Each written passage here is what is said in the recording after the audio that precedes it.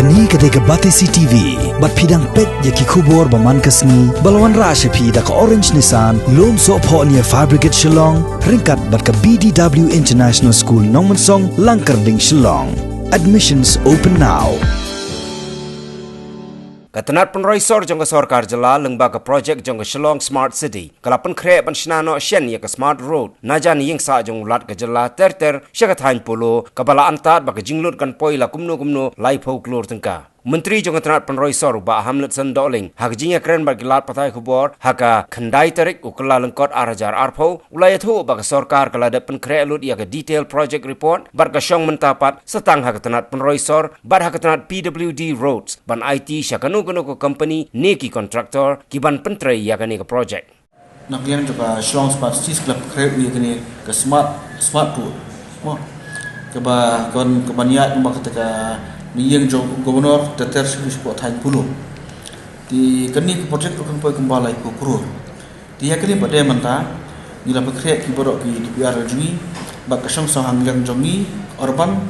ada yang juga urban bak piludi bagi IT menuban putri ketika yang ketika serok jadi live ke kurur bagi orang ke smart road kalau kita mentah ketika serok tergelong ke karet ngin penhe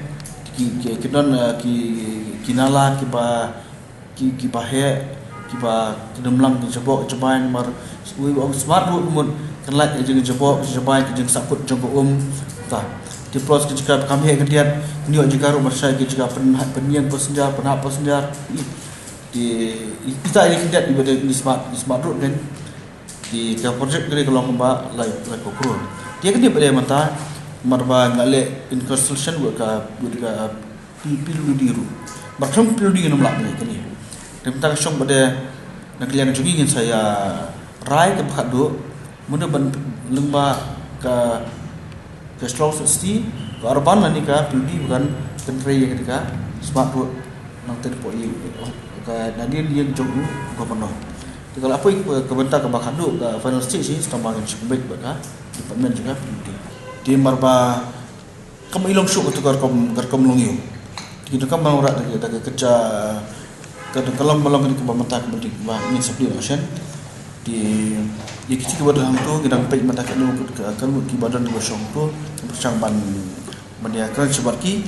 sama ini pekerjaan iki sama ini ostang pada ketika projek buat mai maka sekarang kita juga municipal ngarangap ya ketika NBC marborok ketika perlu market ke penteri ke NBC ke NBC hadu manta kampat hanover ya ke building syagika municipal kadang-kadang pala bantik auction area tar handuk NBC kalau IT hangi tinggi selap pada bandar kemudian pada ya kita nongshong dukan belasong teng mensa